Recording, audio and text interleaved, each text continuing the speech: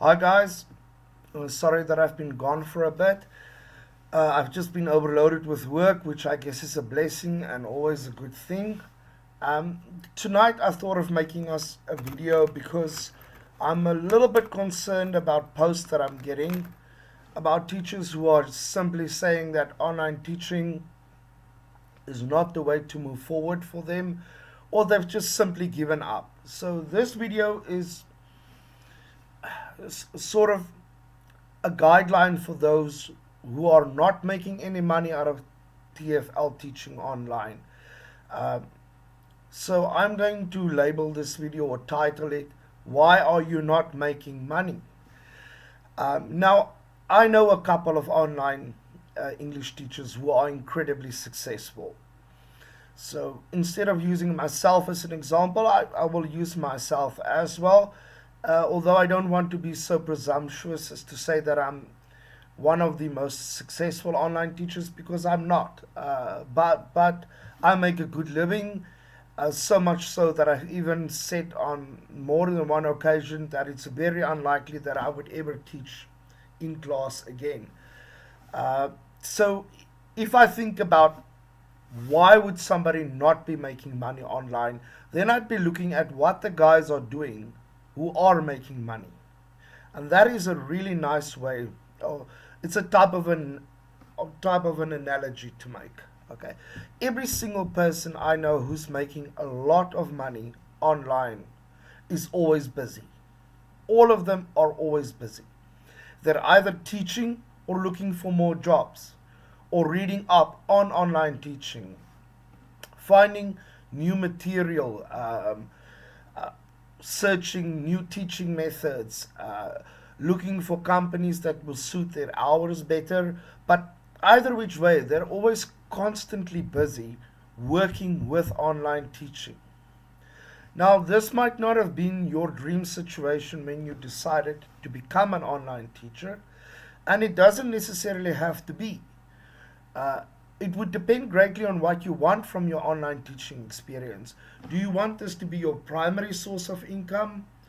And if yes, what should that income be then? If you want to earn, for example, if you're married, if you're a housewife, for example, and you want to earn an additional 8 or 9 thousand rand a month, then it's really fine. I mean, then you really don't need to put that much effort into it, because you could apply to a company like Anthony, Bijin, for example, even which was a Italki you could apply to, although they're quite fussy lately, I've heard, with their applications. Native speaker is never an option for anybody. Um, you could also apply to the really great teaching company. Although their hourly rate isn't very high, they are at least reliable and booking rate is very high. So yeah, and apparently on average, this teachers earn somewhere between the lines of 10 and 12 thousand rand a month. Anyway, I'm not pitching for any of these schools, and I certainly don't work for any of them.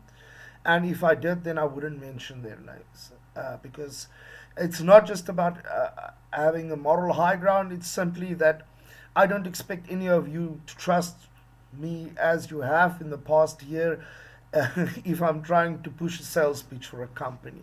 So if I talk about a company, then it is probably a company that I've only interviewed with, or currently work for, like Amazing Talker.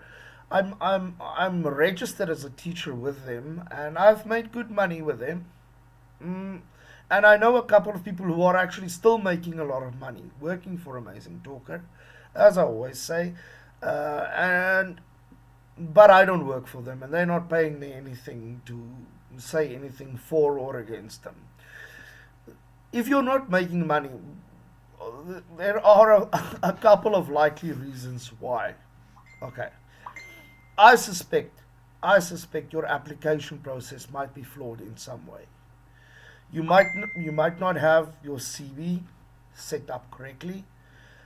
Even if you don't have a lot of experience, go to somebody who knows how to draft the CV. Um, People who know how to make whatever you have look as best as it can, as good as possible. Okay. That is a really important thing to do. So, oftentimes you're not making money because you don't have a good CV and don't have a good profile picture. The profile picture might actually look quite pretty on Facebook as a profile pic, but often a Facebook profile pic is not a good picture to use as your profile picture when you're applying for an online teaching job. Okay. And then introduction videos. Well, I've preached long and hard enough on that topic of discussion, so I'm not going to go back into that. So those might be the initial reasons why you're not making money as an online teacher. But I think from what I've seen and heard, and I mean, I deal with so many teachers on a weekly basis. Uh, the major issue usually is that you're not always applying. I get teachers and then they contact me and they're like, "Oh, Vane, I just got a job. Thank you. This is so awesome." And when they get that happy, I mean, of course, I'm really happy for them. But I immediately start stressing again because they think they've got their dream job now. And they probably did not get their dream job. They might have just stepped into a nightmare, or they could have gotten a good job. But as you should know, each country has different holidays. China is Tet, and then spring holidays, you make a lot of money. During Tet, you make no money. If you're with a European company, you don't usually make a lot of money this time of the year between, let's say, July and September because all the students are on holiday. And then also, some companies go through phases, not because they're bad companies, it's got nothing to do with that. Some companies launch advertising campaign. Some of these advertising campaigns are incredibly successful, and then the teachers get a lot of bookings and they do well. But the way I like to play it in my perfect world is I assume that each and every company that I work through or for will go through a difficult phase. Ergo, I have several backups.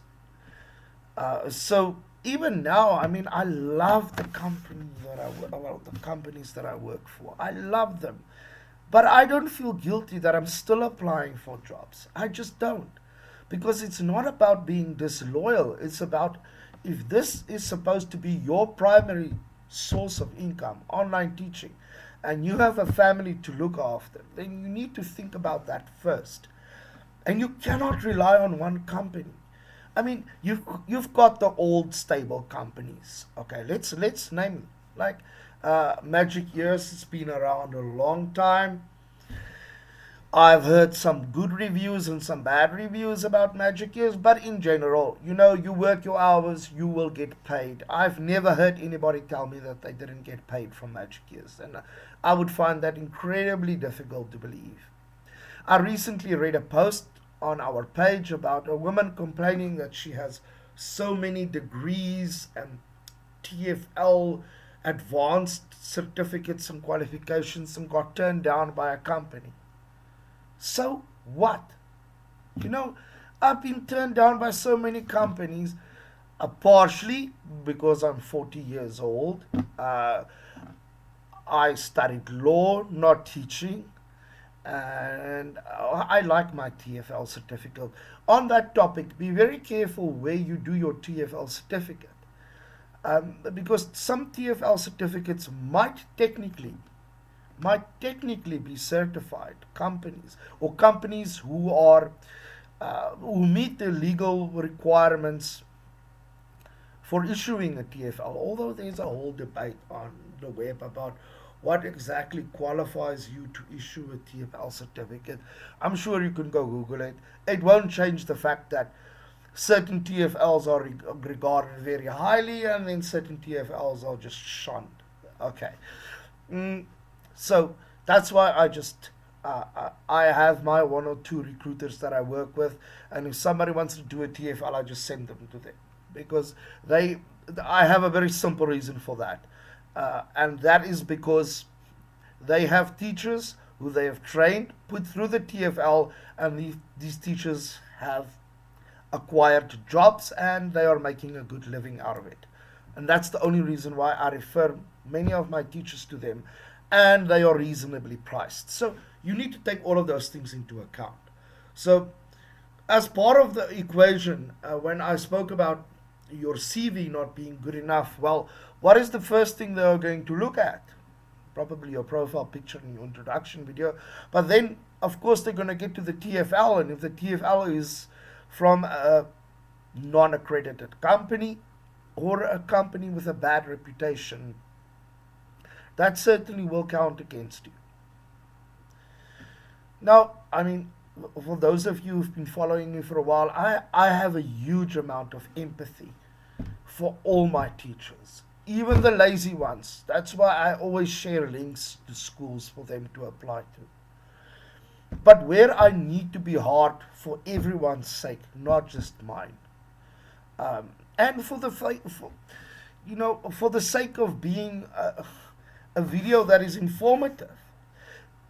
It's not going to be informative, this video, if I don't tell you that you need to be constantly looking for new companies. I mean, I was speaking to, I recently did an interview with Erwin and with Haneli. Um, they're both hugely successful teachers in the TFL industry, online teaching industry. Hugely successful. I mean, they earn the same salaries as professional business people. And they're still constantly looking for more schools, looking to improve themselves, not only as teachers, but in terms of their career. Um, I found it quite interesting when Erwin was showing me his schedule the other day. He gave me permission to refer to him. But I don't only know Erwin, I know several others. It's just I haven't explicitly asked their permission to name them. But if you look at their schedule, you don't see their schedule booked only with one school. You'd see their schedules are full because you would see, okay, my 10 a.m. is with Palfish, my 12 p.m. class is maybe with Amazing Talker, my 2 p.m. class is with Bijin, for argument's sake, whatever. That is how you fill up a schedule. Okay, I am not saying that you can't get a good company who won't fill up your schedule. But if something goes wrong with that company, it has a direct and immediate impact on you. And my question is always to the teachers, how do you do any sort of financial planning? I mean, how do you buy a house or a car if you rely on one online teaching company to provide you with steady income? When you know just as well as I do or anybody else, I'm not implying the company will go bankrupt or cheat you out of your money, which some companies do, but I'll get to that in a second. I am implying that it is reckless. It's reckless to put all your eggs into one bag in this industry. Okay. In other industries, it's actually the best way to go. But with online teaching, the unfortunate reality is working for just one company is literally reckless. If this is your primary source of income, and you are not constantly looking for more companies to fill up your schedule. Your schedule, listen, online teaching isn't that much different from another job. You wake up in the mornings, you need to work 8 hours a day. So your job as an online teacher is to find a way to fill up those 8 hours a day. That is normal in South Africa. That is not unusual. I work a lot more than that. Um, and then sometimes people ask me, oh, wow, I'm so glad for you. I always say, everything I have is by the grace of God. I don't take credit for any of it. I just don't. But I will tell you, as a Calvinist, you need, sorry, I shouldn't make reference to that too much. Not that it's politically incorrect, but the whole concept of Calvinism is you need to work constantly. And then you can take off your weekends and your Sunday. And that is what I do, and that's how I earn my money. I don't earn any money by complaining, for example, when I get turned down. Um, if somebody turns me down, I literally don't even. In the beginning, I took a knock. You know, in the good old days when I still had hair and an ego. But now I have none of that anymore. So I get turned down, and I was like, oh, okay, but I applied to 5 others. And then eventually you get a job, and then you get another one. So if you get employed, please post on our page. I love watching you do well for yourselves. And I will protect your posts so that nobody says anything bad about you. If you've just gotten, even if you're only getting paid $6 an hour, I'm happy for you. Because if that feeds you and your child, then you're a good mommy or a good dad. Okay, so I'm not judgmental that way. I have already made videos on the hourly rates. I will get back to that on another video, but I'm busy with something pretty awesome for you guys as well, including an interview with the CEO of the one of the biggest online teaching companies in South Africa. But I'll get to that. All right. So guys, why are you not making money? You're not making money most likely because you don't follow the basics.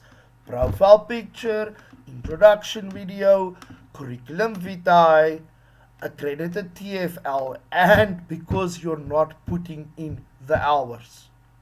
It's all about the hours. I mean, I have one European company that if I could drop all of the other companies I work for and I could just open up all my slots for them and they will book me. They will book me ad infinitum. Okay, they will book me until I have no hair left. Okay, which is not that far away, I might add. Okay, so, but why don't I do that? I love this company. I love the platform. I love the teacher support. I love my students with this company. But I do know that this month, for example, they're going to have a 6 weeks holiday, I think. Okay, so what do I do in a situation like that? Open up time slots on my amazing talker profile, um, and then some of my other gigs, like the one German company I'm with. I was with the Russians, busy with them for a bit, but I sort of I got rid of that. But that's not to say that you should. Uh, uh, what doesn't work for me might work perfectly well for you. But what does work very well for everybody is to put an excessive amount of hours into this. That is to say, if you want your online teaching experience to be successful, it will never work for you if you don't work the same hours as I do, the same hours as Erwin, the same hours as Yunel, the same hours as Haneli. I mean, I can, you know what, I'll say this openly. I can contact you now, 11 p.m. at night, without feeling guilty because I know she's busy working. The same with Haneli, and I do it quite often, especially with Haneli. She's built up quite a degree of tolerance towards me. I think both of them, in fact. Uh, is this really worth doing then if you have to work those many hours? Absolutely yes. Yes. Because it's not always going to be like that. It's going to be like that until you find about four companies. About four companies. And you're on their payroll, and you know as soon as the one goes down a bit, you up your schedule, you close your schedule a bit for the one, tweak the other one up a little bit, and then your income always balances out. Okay, and like I said, companies go through cycles where the booking rates are incredibly high, and then through certain cycles where the booking rates go down. Make sure that you have four companies so that you can be there for the good bookings with at least more than one company.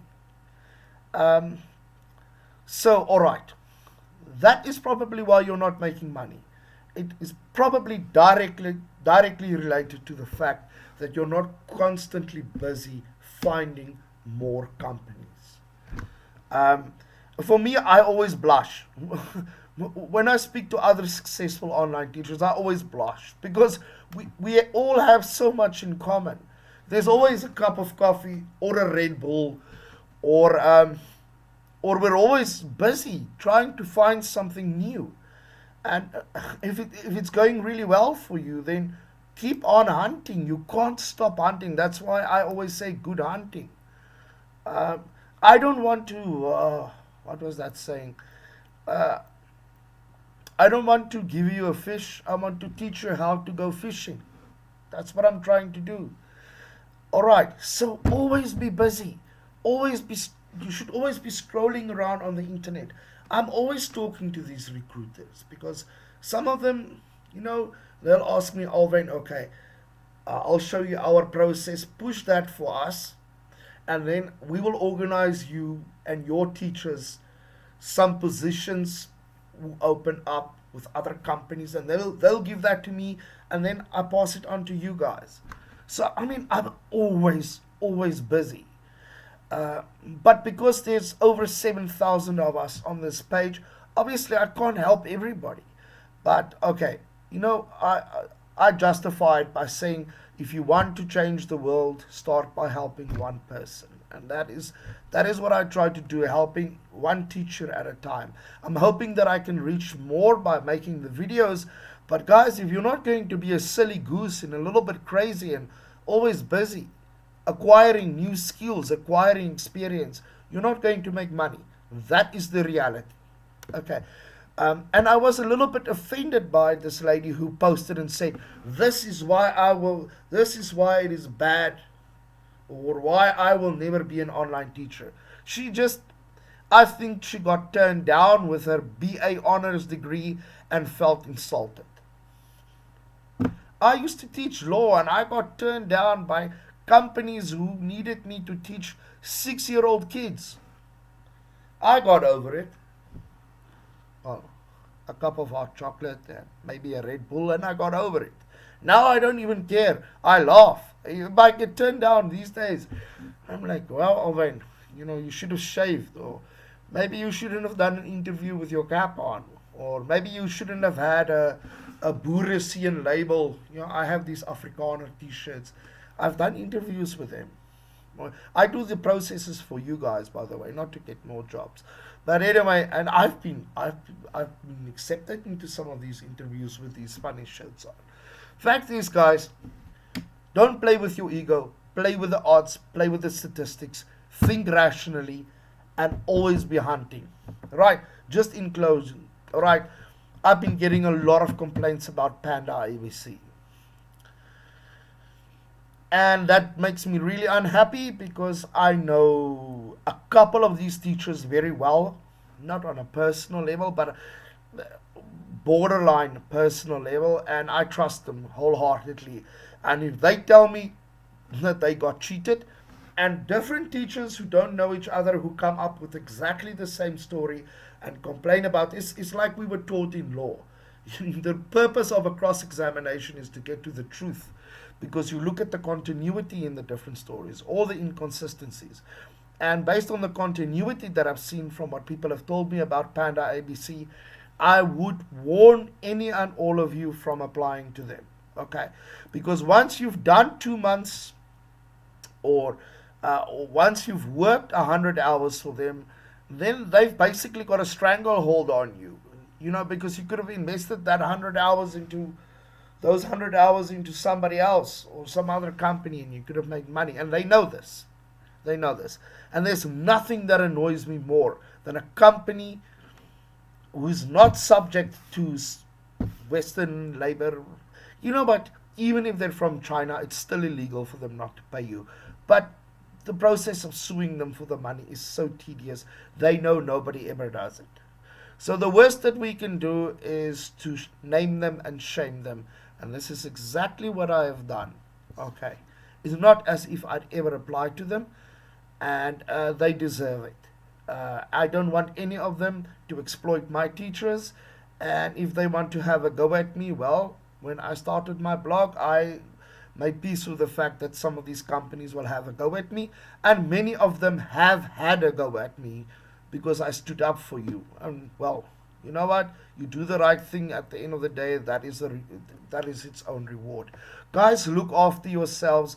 Be careful. COVID is really bad at the moment. Um, please don't lose your motivation. Spend the hours in front of your computer. Drink your coffee. Oh, well, I don't want to give people unhealthy advice. Do what you need to do. to apply to as many companies as possible, and don't let people put you off or discourage you. All right. I wish you all the best. God bless and have a good week, guys.